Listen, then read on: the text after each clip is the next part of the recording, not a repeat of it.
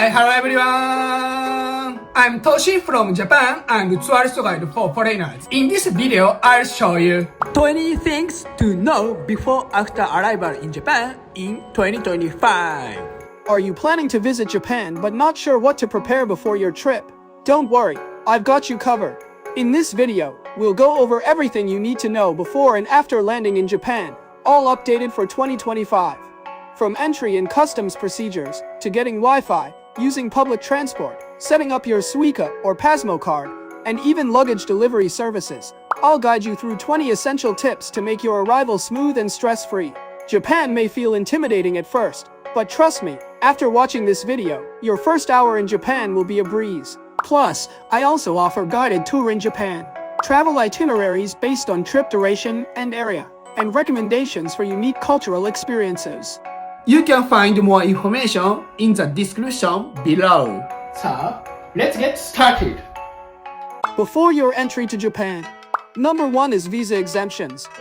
As of November 2025, Japan allows travelers from 74 countries and regions to enter without a visa. However, it's important to remember that the length of stay and conditions can vary depending on your country. For example, travelers from countries like Peru or Colombia are technically eligible for visa-free entry, but the Japanese government strongly recommends obtaining a visa in advance. According to Japan's Ministry of Foreign Affairs, visitors from these countries may face stricter immigration checks, and in some cases, even denial of entry upon arrival. So before you book your flight, make sure to check the latest visa requirements on the official MUFA website. It's the most reliable source for up-to-date information, and it can help you avoid unnecessary stress when you arrive in Japan. Trust me, a few minutes of preparation now will save you a lot of trouble later. Number 2 is Japan's new entry rule. Let's talk about Japan's upcoming ESTA-style entry system, known as Japan ESTA. As Japan becomes easier to visit, new challenges are also emerging, including the need to prevent illegal entry and strengthen national security. To address this, the Japanese government is planning to introduce a new pre-travel screening system, similar to the US ESTA program. Originally scheduled for 2028, Prime Minister Ishiba has requested an earlier launch, and preparations are now underway. Under this system, travelers will need to submit personal details, accommodation information, and travel plans before arriving in Japan. This helps authorities identify high-risk visitors even before they board their flights. The good news, once approved, Japan ESTA is expected to speed up immigration procedures, reduce long lines, especially during peak hours or late-night arrivals, and make the entire entry process much smoother. However, a serious warning, fake Japan ESTA websites are already online. They claim the system is active and even offer application forms, but the real Japan ESTA has not started yet. Do not enter your personal information on those sites. This update affects everyone planning to visit Japan. Stay tuned and subscribe to my channel for the latest travel updates. Number 3 is Visit Japan Web. Let's talk about Visit Japan Web, a service designed to simplify immigration and customs procedures when entering Japan. By registering in advance, travelers can significantly reduce waiting times at the airport. The Japanese government highly recommends using this service. 2 common questions travelers ask. First, is Visit Japan Web still necessary now that the pandemic is over? The answer is yes. This system is not just for COVID-19 measures. It's designed to make entry smooth for all travelers. Second, beware of fake apps and websites. Scammers may try to steal credit card information or personal data. Remember, Visit Japan Web is a website, not an app. If you see an app claiming to be Visit Japan Web, delete it immediately and always use the official government URL. Using Visit Japan Web is optional, but highly recommended. Without it, you'll need to complete a paper customs form and wait in longer lines. When using it, show the QR code generated for customs, and take a screenshot just in case airport Wi-Fi is slow. This simple step can make your arrival in Japan smooth, fast, and stress-free. Number 4 is mobile battery restrictions. If you're traveling to Japan in 2025, you need to know the latest airline rules for mobile batteries. Since July 2025, Japanese airlines no longer allow batteries in overhead bins. You must store them in visible locations, like your pocket or under the seat in front of you. If you charge your devices during the flight, never leave them unattended. Always check the battery capacity before packing. Batteries under 100 Wh are fine. For batteries between 100 and 160 Wh you can carry up to 2. Anything above 160 wa arts is strictly prohibited. This rule applies to all 23 Japanese airlines, including all Nippon Airways and Japan Airlines. Why the change? There have been multiple incidents worldwide where batteries overheated or caught fire, including flights from Korean and Hawaiian Airlines. I personally had a bad experience on a flight with Jeju Air. My battery was confiscated at check-in because it exceeded the limit. It was a huge hassle. So double check your portable charger before flying. Number 5 is list of prohibited items. When entering Japan, it's extremely important to know what items are prohibited, because carrying them can lead to confiscation, or in some cases, denial of entry. Here are 6 common items travelers often get wrong. First, meat products. Most meat items cannot be brought into Japan, whether raw or cooked. This includes popular items like sausages, bacon, or jerky. One of my friends from the US tried bringing a leftover burger from the airport and had it confiscated at arrival. Second, fruits and vegetables. Even common fruits like apples, oranges, or bananas are not allowed because Japan wants to prevent pests and diseases from entering the country. Don't worry though, fresh fruits are widely available in Japanese supermarkets. Third, medications. Over-the-counter or prescription drugs from your home country may be restricted in Japan. I've personally bought painkillers in the US, but found out they weren't approved for import. Recreational drugs, narcotics, or stimulants are strictly prohibited and carry severe penalties. Always check the official Japanese government website before traveling. Fourth, counterfeit luxury items. Fake designer goods are considered intellectual property violations in Japan. Bringing them in or selling them can lead to legal trouble. Fifth, alcohol and tobacco. You can bring them, but only up to a certain limit. Exceeding the allowance can result in high taxes or confiscation. Remember, Japan has plenty of local and international options, so you can buy legally once you arrive. Sixth, certain animal products.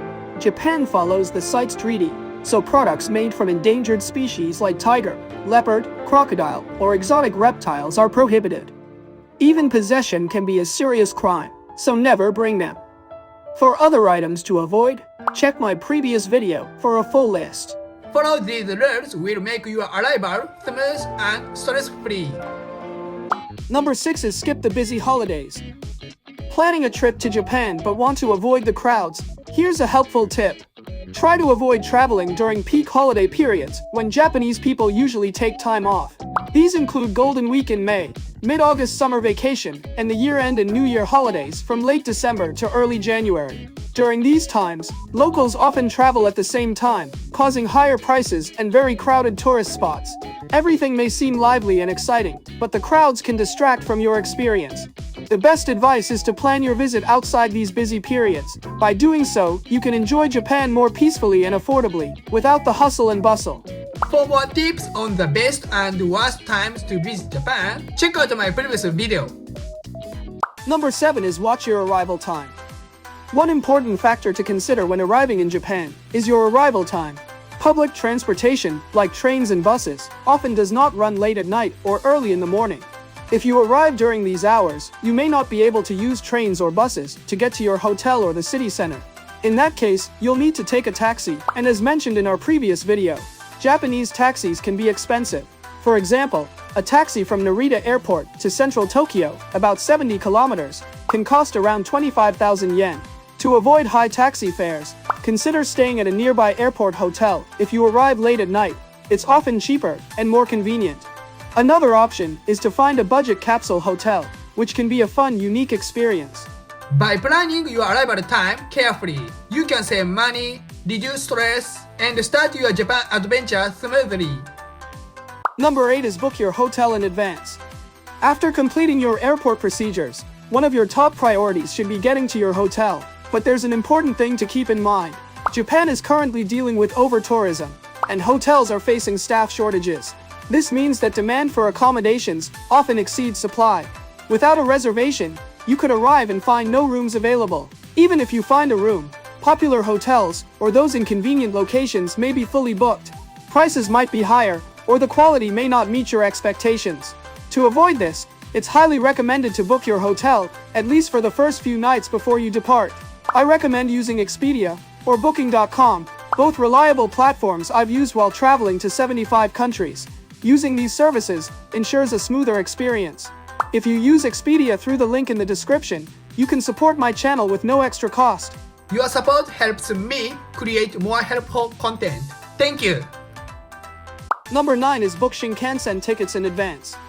If you're traveling in Japan and plan to visit multiple cities, the Shinkansen or bullet train will be your main mode of transport. Japan is a very popular destination, and during weekends or peak seasons, trains can sell out quickly. That's why booking in advance is highly recommended.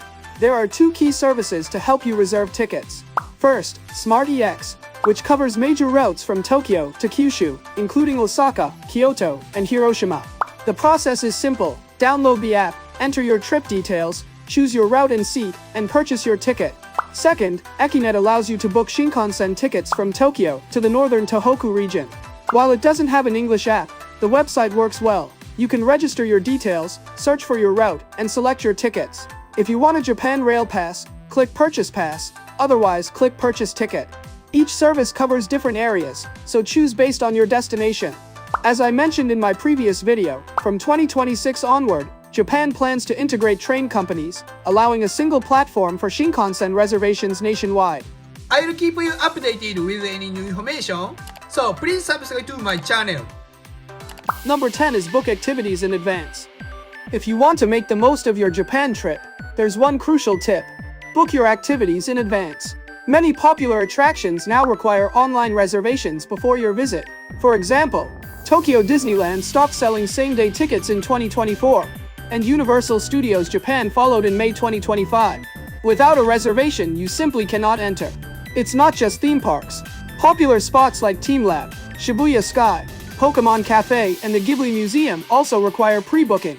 Travelers who show up without tickets often get denied entry or face long lines to secure a spot.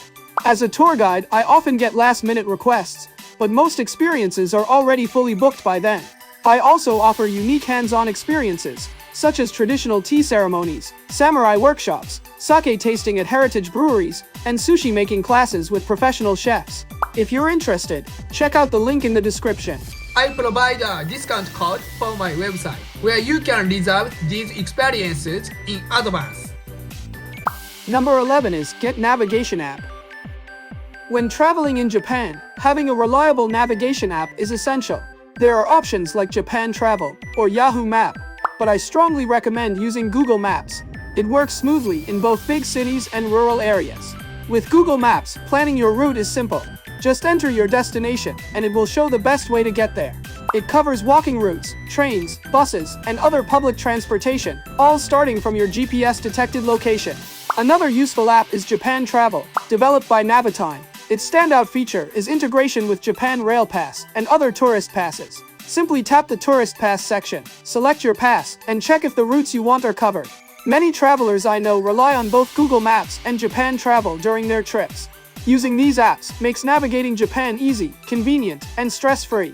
They will definitely enhance your travel experience. Number 12 is Get Translation App. When traveling in Japan, you might notice that many locals don't speak fluent English. This is where a translation app becomes essential. You have options like Google Translate, Papago, or DeepL, but my top recommendation is Google Translate. I've traveled to 75 countries, and Google Translate has always been a reliable companion. It has 2 standout features: voice translation and camera text translation. First, voice translation. I'm Toshi from Japan. It lets you converse in real time. Speak in your language, and it instantly translates into Japanese. The person responds in Japanese. Where's the restroom?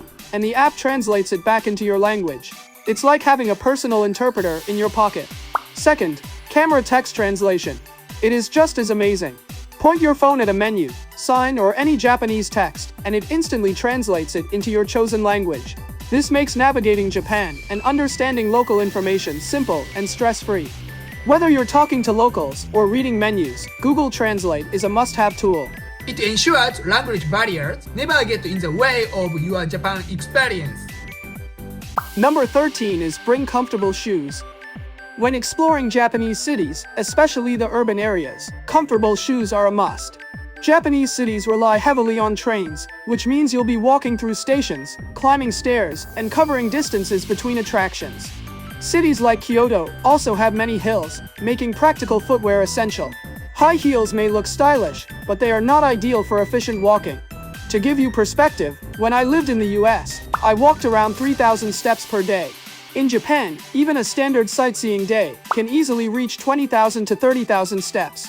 My advice is simple: choose supportive, comfortable shoes. Your feet will thank you, and you'll enjoy your trip without unnecessary fatigue. Number 14 is travel insurance. If you're planning a trip to Japan, there's one thing you should never forget: travel insurance before you arrive.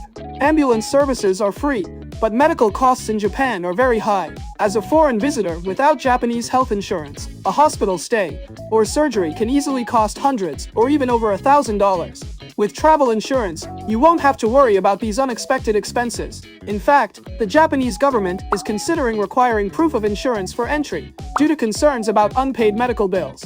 If your credit card includes overseas travel coverage, it might help, but always check if the coverage is sufficient before you depart.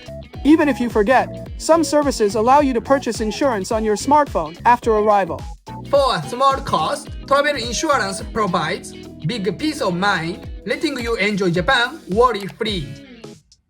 After your entry to Japan. Number 15 is where to get money. As I mentioned in my previous video, even in 2025, cash remains king in Japan. That means you'll need some Japanese yen right after arrival. But where should you exchange it? The best exchange rates are usually found in the city, not at airport or hotel counters, which often offer poor rates.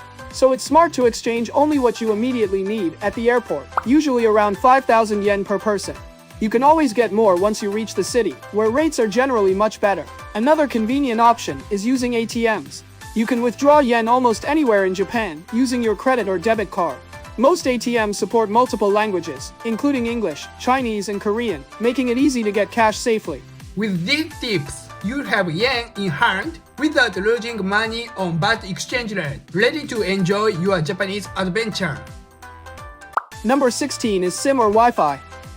When traveling in Japan, staying connected to the internet is essential. You have two main options: SIM cards or Wi-Fi devices, both easy to get at airports with no reservation required. Some airports even have vending machines for quick access. If you travel alone or value mobility and convenience, a SIM card is usually the best choice. eSIMs are also growing in popularity. Japan Wireless offers a reliable service with simple setup. And if you use my coupon code, you can get 10% off. Check the link in the description for details. For groups or families, a Wi-Fi device can be more cost-effective. Multiple people can share one device, staying connected while splitting the cost. Pocket Wi-Fi from Japan Wireless or Ninja Wi-Fi has wide coverage, is easy to set up, and very convenient. Plus, my coupon code gives you 10% off as well. Ultimately, the choice depends on your travel style, budget, and group size. Using the right option will keep you connected, help you navigate Japan smoothly, and make your trip stress-free. If you would like a personal guide in Japan or need recommendations for travel plans and cultural experiences, please contact me from the link in the description section. Number 17 is train IC cards for travelers. If you're traveling in Japan, a transportation IC card, like Suica, is absolutely essential. These cards are incredibly convenient. You can use them not just on trains and buses, but also at convenience stores, supermarkets, and even vending machines. Depending on your arrival city, you can purchase a card at the airport. In Tokyo, get a Suica at Narita Airport or Haneda Airport. In Osaka, pick up an Ikoka at Kansai International Airport. Both cards work across most major cities in Japan, which makes traveling seamless. Cards are easy to buy at airport ticket machines. A 500 yen deposit is required, refundable when you return the card to a station. If you'd like to avoid the deposit, the Welcome Suica, valid for 28 days, is a great alternative. My personal favorite is Mobile Suica, which lets you recharge anywhere. Super convenient. Just note, it's only available for iPhone users. Android users will need a physical Suica, or Ikoka. For a deeper dive on which card fits your travel style best, check out my previous video.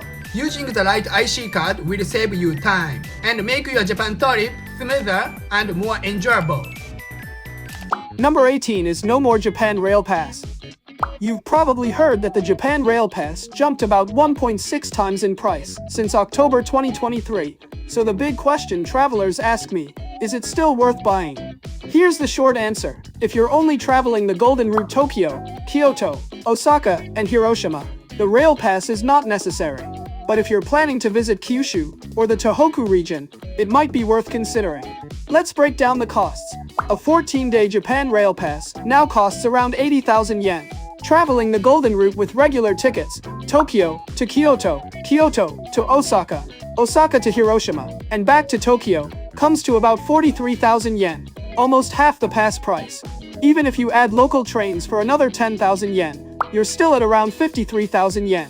Some might think a 7-day pass is cheaper, but realistically, trying to cover the Golden Route in 7 days feels more like a travel marathon than a vacation. The key takeaway: choose what fits your travel style. That way, you can save money and enjoy Japan to the fullest. Number 19 is from airport to downtown. Once you arrive in Japan, there are several ways to get from the airport to the city center. You can choose taxis, buses, or trains, including express trains. Your options depend on the airport. For example, at Narita Airport, the Narita Express is convenient, while at Haneda Airport, the Tokyo monorail is fast and comfortable. These express trains are perfect if you want to avoid crowded commuter trains. If you prefer a taxi, consider booking through an inbound platform in advance to skip waiting in line. You can even use my coupon code for a 500 yen discount. Check the link in the description. A more budget-friendly option is the airport bus. Just enter your hotel name in Google Maps or another app, and it will guide you to the right bus. The key is to choose the method that fits your budget and schedule. And don't hesitate to ask friendly airport staff for help. With a little planning, your trip from the airport can be smooth, safe, and stress-free. Number 20 is luggage forwarding service. After a long flight to Japan, the last thing you want is to struggle with heavy luggage. Some travelers head straight to their hotel, but if you arrive early, checking in can take time. This is where luggage delivery services come in handy. With these services, you can send your bags directly to your hotel or another destination ahead of time, so you don't have to carry them around. If you drop off your luggage before 11 a.m., it may even arrive the same day, depending on the distance. If not, it will be waiting for you at your hotel the next morning. Traveling light makes navigating airports and public transportation much easier, letting you start exploring Japan immediately after arrival. Take advantage of Japan's convenient luggage delivery services. Leave your heavy bags behind and enjoy a stress-free start to your trip. How was today's video? Don't forget to subscribe to my channel and like button. See you in my next video. Bye!